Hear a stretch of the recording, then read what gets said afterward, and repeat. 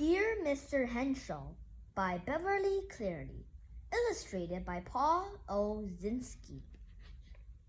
Dear Mr. Henshaw, my teacher read your book about the dog to our class. It was funny. We licked it. Your friend, Laybot's boy. December 3rd. Dear Mr. Henshaw, I am the boy who wrote to you last year when I was in 2nd grade. Maybe you didn't get my letter. This year, I read the book I wrote to you about called Ways to Amuse a Dog. It is the first thick book with chapters that I have read. The boy's father said the city dogs were bored, so Joel could not keep the dog unless he could sing up 7 ways to amuse it. I have a black dog. His name is Bandit. He is a very nice dog. If you answer, I get to put your letter on the bulletin board. My teacher taught me a trick about a friend. The I goes before E so that at the end it will spell end. Keep in touch. Your friend, Lee Bots. November 13th. Dear Mr. Henshaw, I am in 4th grade now. I made a diorama of ways to amuse a dog. The book I wrote to you about 2 times before. Now our teacher is making us write to the authors of Book Week. I got your answer to my letter last year, but it was only printed. Please, would you write to me in your own handwriting? I am a great enjoyer of your books. My favorite character in the book was Joel's dad because he didn't get mad when Joel amused his dog by playing a tape of ladies singing. And his dog sat down and howled like he was singing too. Bandit does the same thing when he hears singing. Your best reader, Laybots. December 2nd. Dear Mr. Henshaw, I got us thinking about ways to amuse a dog. When Joel took his dog to the park and taught him to slide down the slide, wouldn't some grown-up come along and say he couldn't let his dog use a slide? Around here, grown-ups are mostly real with old cats. Get mad if dogs aren't on leashes every minute. I hate living in a mobile home park. I saw a picture on the back of the book. When I grow up, I want to be a famous book writer with a beard like you. I'm sending you my picture. It is last year's picture. My hair is longer now. With all the millions of kids in the U.S., how could you know who I am if I don't send you a picture? Your favorite reader, Laybots. Enclosure, picture of me. We are studying business letters. Dear Mr. Henshaw, I am in 5th grade now. You might like to know that I gave a book report on ways to amuse a dog. The class loved it. I got an A-. The minus was because the teacher said I didn't stand on both feet. Sincerely, Laybots. November 7th. Dear Mr. Henshaw, I got your letter and did what you said. I read a different book by you. I read Moves on Toast. I liked it almost as much as Ways to Amuse a Dog. It was real funny. The way the boy's mother tried to think up of ways to cook the moose meat they had in the freezer. 1,000 pounds is a lot of moose. Moose burgers, moose stew, and moose meatloaf doesn't sound too bad. Maybe moose mince meat pie would be okay, because with all the raisins and junk, you wouldn't notice you're eating moose. Cream pie chips, moose on toast. Yuck. I don't think the boy's father should have shot the moose, but I guess there are plenty of moose up there in Alaska. Or maybe they needed it for food. If my dad shot a moose, I would feed the tough parts to my dog, Bandit. Your #1 fan, Laybots. September 20th. Dear Mr. Henshaw, this year I'm in 6th grade in a new school in a different town. Our teacher is making us do book reports on improve our writing skills. So of course I thought of you. Please answer the following questions. How many books have you written? Is Boyd Henshaw your real name or is it fake?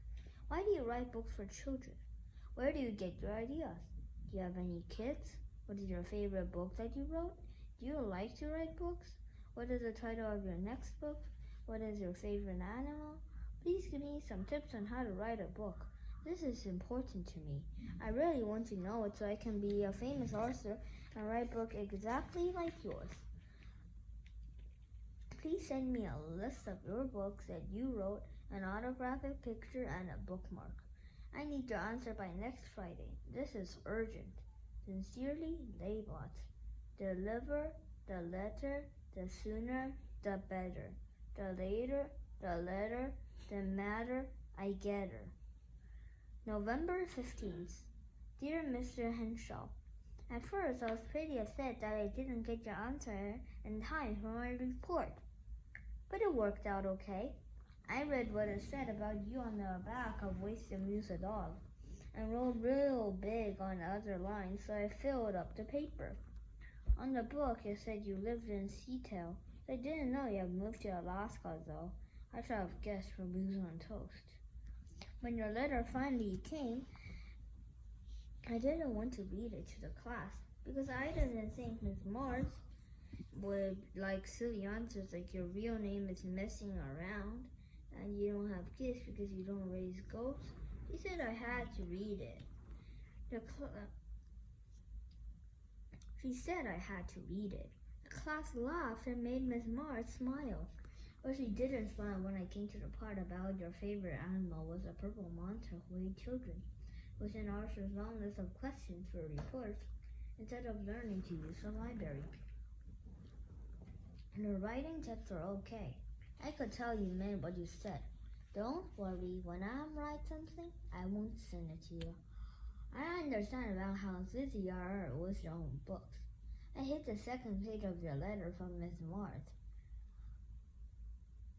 That list of questions you sent for me to answer really made me mad. Nobody else has also put in a list of questions to be answered.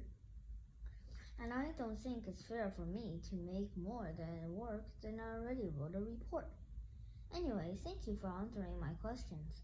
Some kids didn't get any answers at all, which made them mad, and one girl almost cried. She was so afraid she would get a bad grade. One boy got a letter from Arthur who sounded real excited about getting a letter and wrote such a long answer the boy had to write a long report. He guessed nobody ever wrote that to the Arthur before, and he sure wouldn't again. About 10 kids wrote to the same Arthur who wrote one to all of them.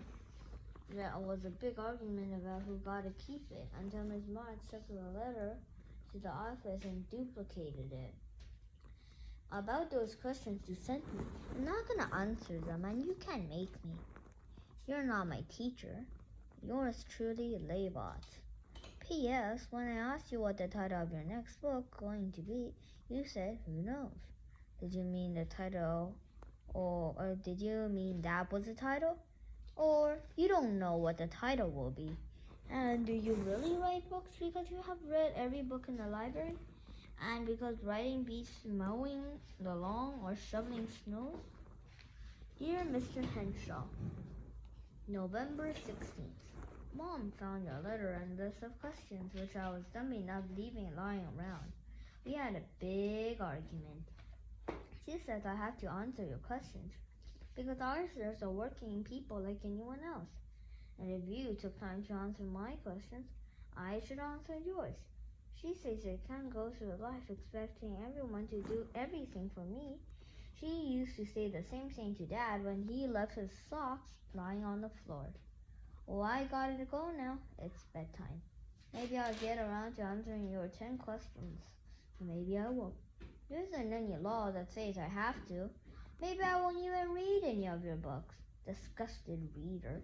Laid bots. P.S. If my dad was here, he would tell you to go climb a tree. Dear Mr. Henshaw, Mom is nagging me about your dumb old questions.